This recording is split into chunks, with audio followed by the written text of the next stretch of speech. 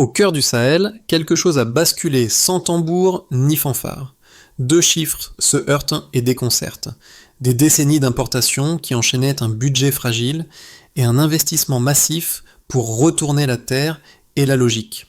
Pourquoi cela vous concerne-t-il si Ibrahim Traoré rattache le riz à la souveraineté et au choix de vie ? Parce que lorsqu'un pays nourrit les siens, le crédit, l'influence et les leviers extérieurs cessent de dicter l'avenir, et les décisions quittent les bureaux lointains pour revenir aux champs, aux vallées, aux mains, au prix réel, ici, dans la saison, dans la durée, simplement. Voici ce que raconte cette histoire. Comment un pari agricole redessine des rapports de force financiers et politiques. L'objectif est de comprendre, en quelques lignes claires, pourquoi un champ de riz peut déplacer un centre de gravité. Le récit suit les faits, sans ornement, sans slogan, en s'appuyant sur les décisions, les flux, les résultats visibles. Mais l'intérêt dépasse une moisson. Si le levier alimentaire remplace l'endettement, qui décide demain des prix, des priorités, des calendriers ? À chaque étape, un chiffre, un geste, une conséquence sont alignés pour mesurer l'écart réel. Si une hypothèse échoue, cela sera dit. S'il manque une donnée, elle sera nommée. Une question se pose. Une seule récolte peut-elle suffire à faire bouger une institution mondiale ? Le chemin part du budget, passe par les canaux, atteint les usines, arrive au marché et revient toujours aux mêmes critères. Qui gagne ? Qui perd ? Maintenant. Ensuite, les réactions publiques, privées et diplomatiques sont examinées, sans parti pris.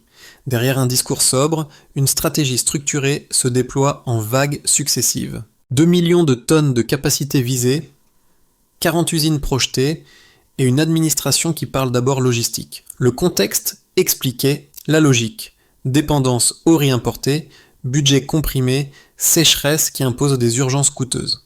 Sous Ibrahim Traoré, le gouvernement a articulé une réponse en 3 plans. Irrigation, production, transformation. L'irrigation visait d'abord les vallées oubliées, où les canaux envasés immobilisaient une terre encore fertile. On cartographia les bassins, on dégagea les lits, on adapta des pompes solaires pour faciliter la maintenance locale.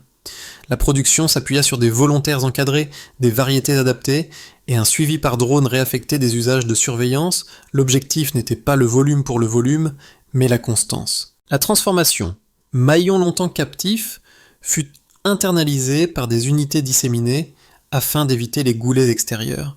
L'ambition était de posséder la chaîne du sol au sac. Dans ce cadre, l'État annonça un financement national, non pas une subvention étrangère, un fonds alimenté par des recettes minières, des coopérations énergétiques et une fiscalité ciblée. La thèse était simple. Si la première denrée cesse d'être importée, l'arbitrage budgétaire se libère. Et si l'arbitrage se libère, l'endettement perd son rôle d'aiguillon. C'est pourquoi les annonces techniques prirent, dans l'opinion, une tonalité politique. Des analystes occidentaux soulignèrent le risque de dérive budgétaire. Des voix africaines parlèrent d'un ajustement attendu. Au-delà des slogans, les premiers repères visibles apparurent. Des réservoirs qui se remplissent en 4 mois, des coopératives qui fusionnent, des cartes d'irrigation qui se partagent sur les radios locales. Le débat quitta alors les chiffres pour toucher au levier. Quand la nourriture devient constante, que reste-t-il du pouvoir de conditionner un prêt ? L'angle reste matériel, suivant le déplacement d'un centre de gravité, loin d'un récit d'épopée. Dans les plaines de Nambes, 2 silhouettes cristallisent l'effort collectif, un ingénieur formé à Bobo et un cultivateur revenu du Nord après 15 ans d'exil économique. Le premier surveille les capteurs d'humidité, le second manie la pelle. Ensemble, ils incarnent la jonction entre technique et mémoire. L'unité de mesure n'est plus le rendement, mais la régularité. Combien de jours sans panne, combien de champs revenus en production ? Derrière eux, une équipe de jeunes volontaires ajuste les conduites solaires sous une chaleur sèche qui fend la terre. À chaque canal débouché, une onde d'eau se propage comme un signal d'autonomie. L'impact se voit d'abord dans les gestes. Des sacs de riz locaux remplacent les importations au marché de Waïgouya. Des coopératives reprennent les entrepôts abandonnés. La parole officielle se fait rare, mais les images abondent. Drones, camions, rizières. Cette scène, diffusée sans commentaire, devient l'icône d'un changement concret. le sol reprend sa fonction d'origine. Les écoles voisines rouvrent leurs cantines, financées par les excédents. Les villages périphériques notent une baisse du chômage saisonnier. La preuve se lit sans discours. Une économie qui produit cesse de dépendre. Et si le pouvoir commençait simplement par une pompe qui fonctionne ? Ibrahim Traoré entre en scène, non par proclamation, mais par une séquence télévisée à voix calme. Il rappelle que la souveraineté se mesure au repas du soir, pas au crédit signé. Le mouvement se déploie en 3 temps. D'abord, la fusion de 20 coopératives régionales crée un flux continu de travail. Les ingénieurs soudent de nuit, les générateurs ronronnent, les bassins reprennent vie, les chiffres s'additionnent, 280 000 hectares réhabilités, 40 usines planifiées, 2 millions de tonnes ciblées. Les médias locaux parlent de renaissance, les diplomates de défi.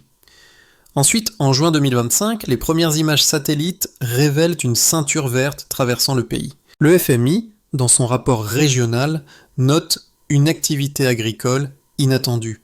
Les mêmes phrases qui ailleurs sonnent comme félicitations deviennent ici des signaux d'alerte géopolitique. Les banques ajustent leurs indices, les spéculateurs leurs graphiques. Dans les marchés de Ouagadougou, les radios diffusent des chants patriotiques accompagnant les discours du capitaine.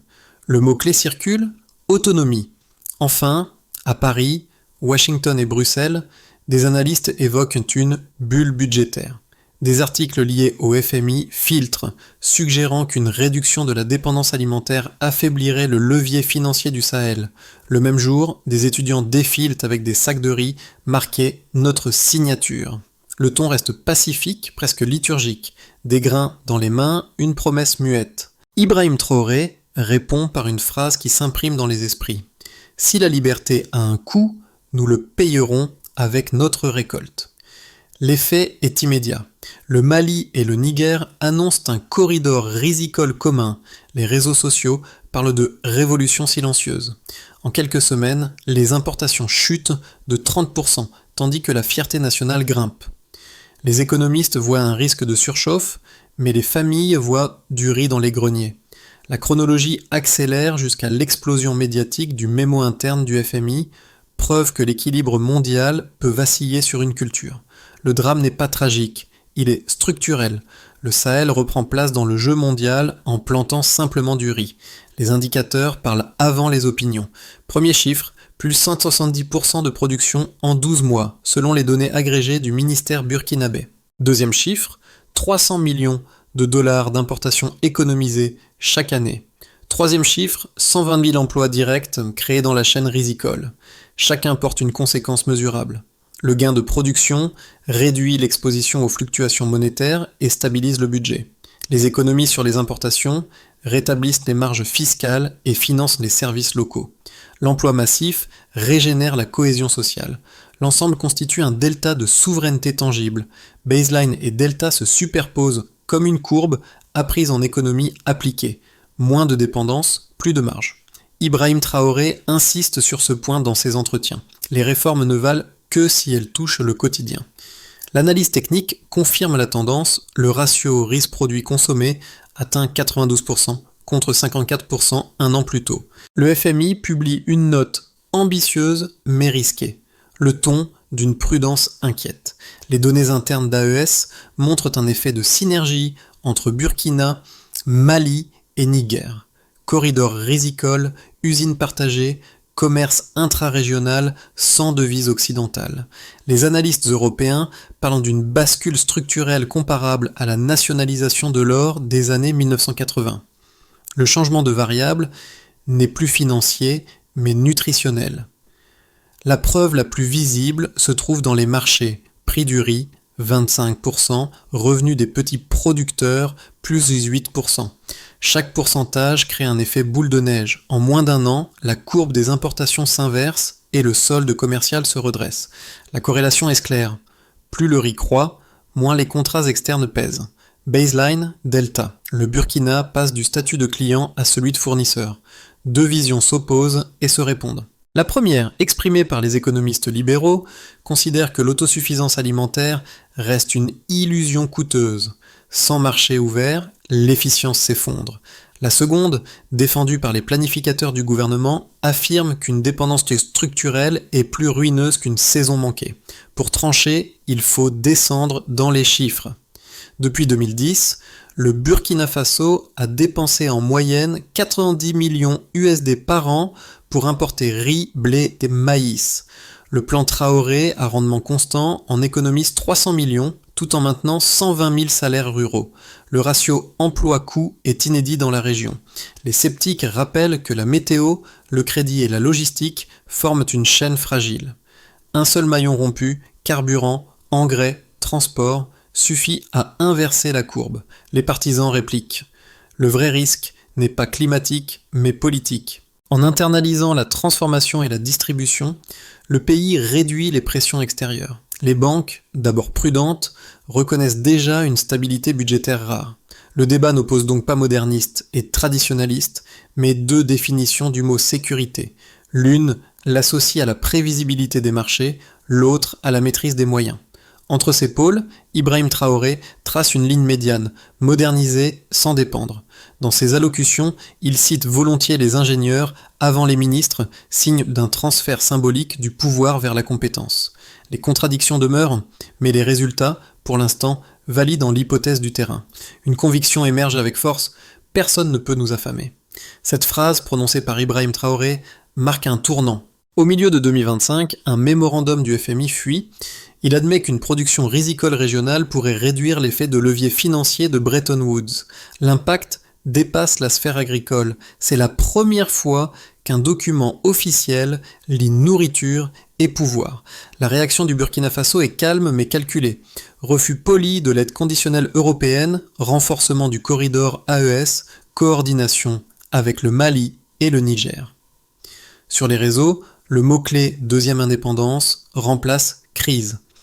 Dans les chancelleries, l'inquiétude remplace la condescendance. Le pivot narratif est atteint, l'expérience cesse d'être nationale et devient continentale. La souveraineté n'est plus un slogan, mais une donnée. Les répercussions se déclinent dans 4 axes. D'abord, dans les villages, les travailleurs partis reviennent, les écoles rouvrent, les cantines servent du riz local. L'indépendance cesse d'être conceptuelle, elle devient visible. Les dépenses publiques se recentrent sur la santé et l'éducation. La fierté civique se confond avec la stabilité monétaire.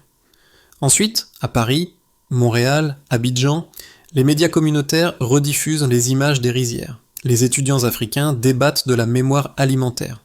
Comment une culture vivrière peut-elle devenir instrument de diplomatie ? Les transferts financiers de la diaspora augmentent de 15%, signe de confiance. Puis les grands négociants du Nord économique perdent des parts de marché. Les ports d'Abidjan et de Dakar enregistrent une baisse des volumes de riz importés. Des lobbies exercent une pression sur les banques pour ralentir les transactions burkinabées.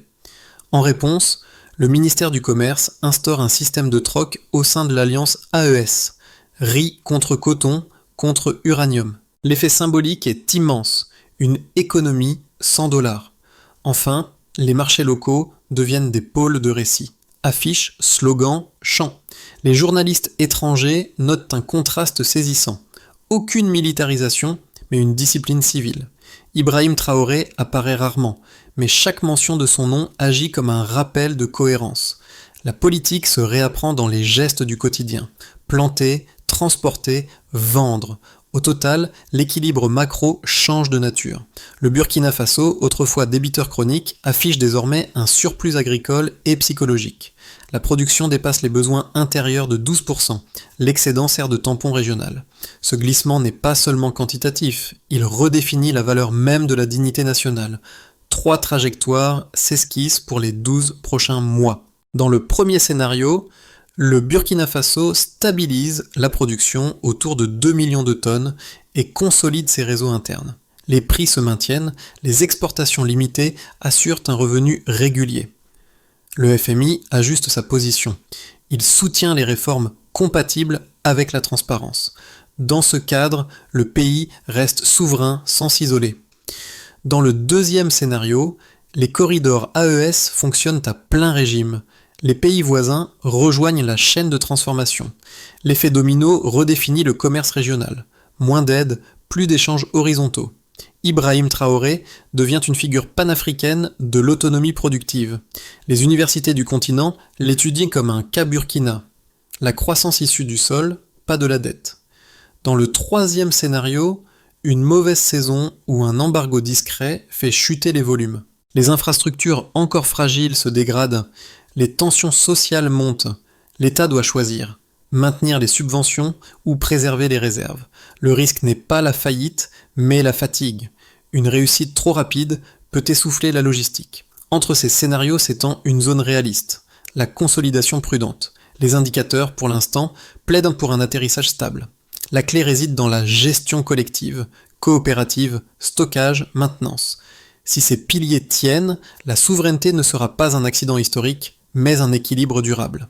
Le conseil implicite, pensé comme un ingénieur, non comme un héros. Sous la surface macroéconomique, le changement est intime. Dans les campagnes, les familles redécouvrent la sécurité d'un repas certain. Les femmes qui dirigeaient les katas et les coopératives locales deviennent référentes. Leur autorité découle de la gestion concrète des stocks. Les enfants apprennent à lire sur des sacs de riz marqués « Produits du Faso ». Les anciens disent que la terre parle de nouveau. Dans les villes, l'effet psychologique est palpable. Les employés, longtemps inquiets des hausses de prix, retrouvent un rythme prévisible. Les salaires circulent localement, les marchés de quartier remplacent les supermarchés importés, les radios communautaires racontent non plus des guerres, mais des moissons. Le récit collectif se déplace de la dépendance à la contribution. À Ouagadougou, une journaliste résume « Le pays s'est remis à respirer ». Ce souffle social est peut-être la victoire la plus profonde, celle de la normalité retrouvée. Ibrahim Traoré présente en séance publique une méthode en 5 étapes. D'abord, cartographier les flux, qui produit, qui transforme, qui transporte. Ensuite, normaliser les contrats, transparence des prix, délai, volume, puis créer un fonds rotatif alimenté par la fiscalité minière. Également, former une génération d'ingénieurs agronomes pour chaque province. Enfin, mesurer les progrès par indicateurs concrets, rendement, emploi, stabilité. Chaque étape comporte un responsable, un calendrier et une métrique. Le discours est sans emphase, une administration technique parle comme une équipe de maintenance. La stratégie vise la durabilité, pas le symbole. Le président conclut « La souveraineté, c'est de ne pas dépendre de la chance ». Dans une vallée redevenue fertile, un vieil agriculteur tend à Ibrahim Traoré une poignée de grains. « Ceci, capitaine, c'est notre signature. » Le geste vaut discours. La scène rappelle la première image du reportage. L'eau revenant dans les canaux. La boucle se ferme. La promesse initiale est tenue. Un court silence suit, puis le bruit des machines reprend. Dans ce calme, on perçoit le cœur du changement. Un pays qui s'écoute travailler. La phrase finale s'impose, simple et nue. Le pouvoir commence quand la fin s'arrête. Cette histoire appartient à ceux qui y croient, agriculteurs, techniciens, enseignants, étudiants. Si vous pensez que l'autonomie commence par la terre, partagez-la. Si vous voyez dans ces grains une leçon de dignité, commentez. Le Burkina Faso écrit une page sans prêt ni drapeau, avec des outils et de la patience. Un continent observe, un autre monde écoute. Et vous, que ferez-vous quand la prochaine saison arrivera ?